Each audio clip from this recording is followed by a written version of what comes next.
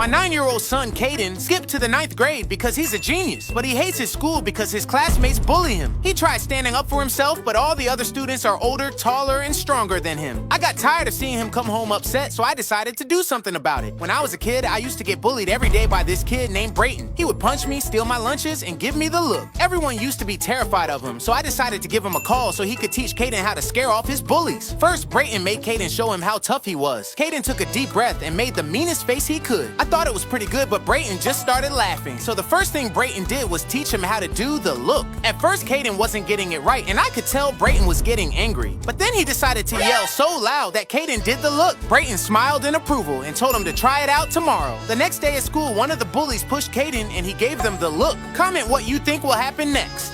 So my 9-year-old genius son, Caden, skipped to 9th grade, and the high schoolers loved teasing him. To help him out, I hired Brayton, a bully from my school, to teach him how to stand up for himself. Brayton showed Caden how to give the look to scare off other kids. When Caden got pushed, he decided to try it for the first time. It worked at first, but then the older kid realized Caden didn't look tough because of his clothes. So Brayton had Caden try on different outfits until they found the right one. Caden felt a lot tougher already. Then Brayton taught him how to roll up his sleeves, which made him look even tougher. Caden was so excited and couldn't wait for school the next day. The next morning, as Caden walked by the bully, he was about to get his lunch money taken. But this time, he rolled up his sleeves just like Brayton taught him. What do you think happened next? Let me know in the comments. So today, Brayton was in a great mood. Usually by now, he would be beating someone up, taking someone's lunch money, or threatening a teacher. But today, he was actually doing his schoolwork. Hey Brayton, you're in a good mood. Yes, I am. Today will be the 100 butt whooping that I've given this year. Wow, that's great, Brayton. Who's the unlucky sucker that you're beating up today?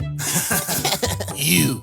Oh my goodness, I'm gonna be Brayton's 100 butt whooping. While I was eating my lunch, Brayton approached me. Are you ready? What? Right now? School's not over yet? We're doing this right now, so you can't run home like last time. No, that was my plan. You ready to be my 100 butt whooping? I had no choice. Yes, Brayton, I'm ready. I closed my eyes and waited for him to smash my face in. Yo, Brayton, how about you pick on somebody your own size? I opened my eyes and Bernard was there. What's up, Desmond? What's up? I just transferred back to the school. Get out of here, Bernard. This is between me and him. Oh, nah. It's between us now. So what you want to do? Bernard took off his shirt and Brayton ran away. It's good to have you back, Bernard. Brayton and Bully got me suspended in music class. Everyone had to choose an instrument and make up a song. I'll be back, kids. I gotta talk to Principal Lee about my early retirement. So while I'm gone, keep practicing your songs. Anyone want to hear my song? Nope. Okay, here it goes. Buckle up and get ready to giggle with a funky beat that'll make you wiggle. Desmond's a yeah. Desmond's a Brayton, are you cursing at me? Desmond's a That's it, Brayton. Brayton's a yeah. Desmond's a Brayton's a yeah. I said Brayton's a Desmond, are you here cursing? Yes, he is. He's hurting my feelings. Oh, poor Brayton. Desmond, go to the office. I guess you won't be singing your song, little boy. So when I was a kid, I was known for bringing in the best treats for our Halloween classroom party. But this year, Brayton was determined to take my spot. I started by letting kids pick 3 pieces of candy, but Brayton upped the game by handing out massive handfuls. So I pulled out bags of Takis, but then he brought out Prime. I couldn't let Brayton steal my shine, so I started giving away my lunch money. I could tell by Brayton's face that I was winning the battle, so to take it up a notch, I gave away my school laptop. All of a sudden, Brayton started laughing. I knew you would do whatever to win, and now everything you gave away is about to be mine. Brayton went to each person I gave something to and took it for himself. Happy Halloween, little boy. Comment if you think I should tell on Brayton.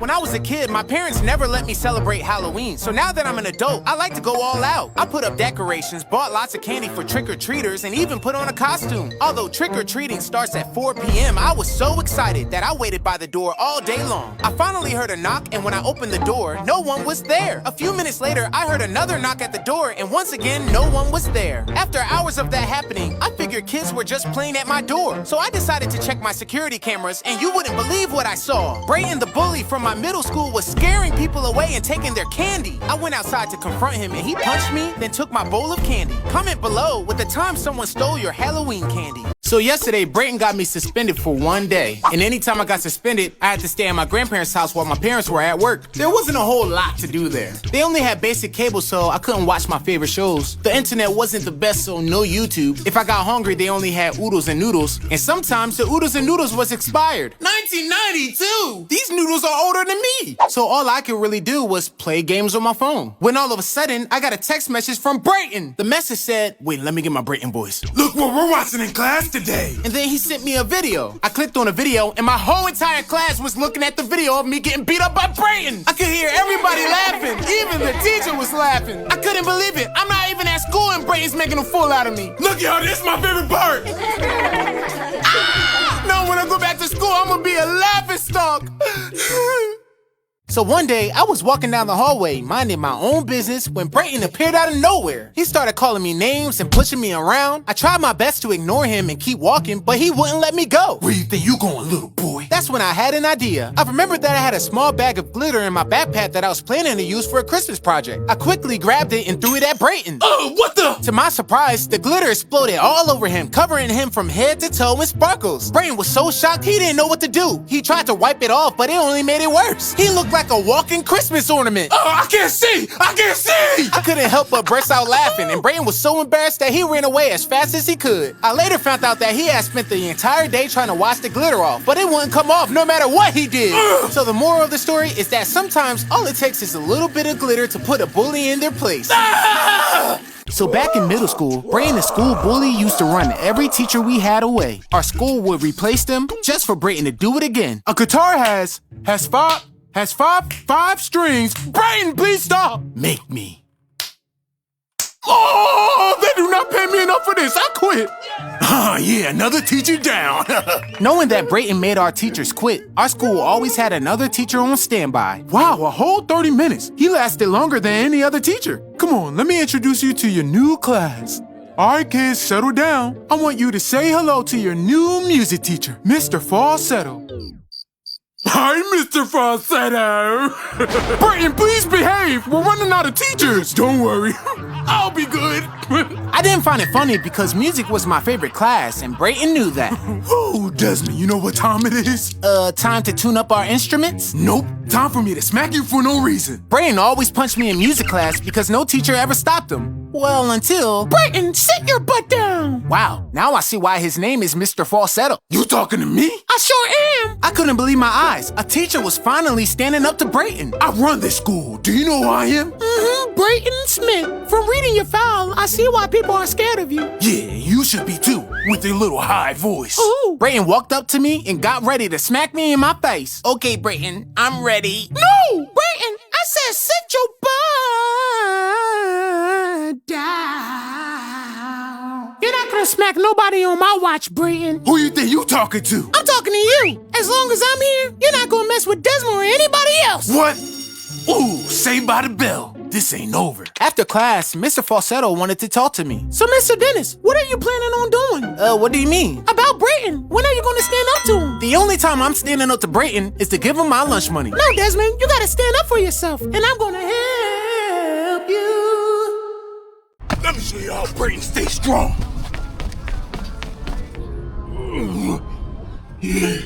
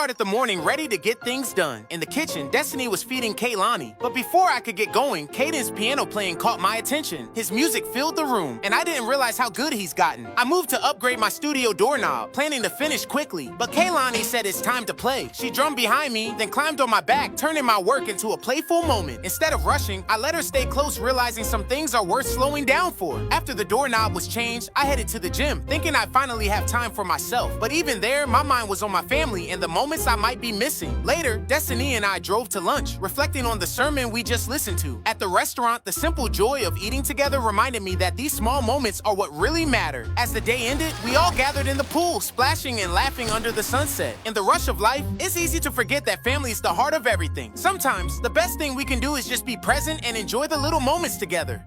So the other day, I was home alone, binge-watching my favorite show when I heard weird scratching noises coming from the hallway. At first, I brushed it off, thinking it was just a house settling. But then the noise happened again, even louder this time. I paused the show so I can listen carefully. I heard the noise again, and I decided to investigate. As I walked down the hallway, I noticed my closet door was slightly open. I stopped dead in my tracks, trying to decide whether to open it or not. What if something was hidden inside? The fear was creeping in, but I had to know. I took a deep breath, pushed the door open, and looked inside. It was nothing but the AC unit. I was relieved, but just as I turned to go back downstairs, I heard the scratching noise again, this time behind me. I turned around slowly and walked to the door down the hallway. I slowly opened the door, fearing the worst, only to find my dog Snoop locked in my son's room. The moral of the story, before panicking about strange noises, check if the dog is trapped.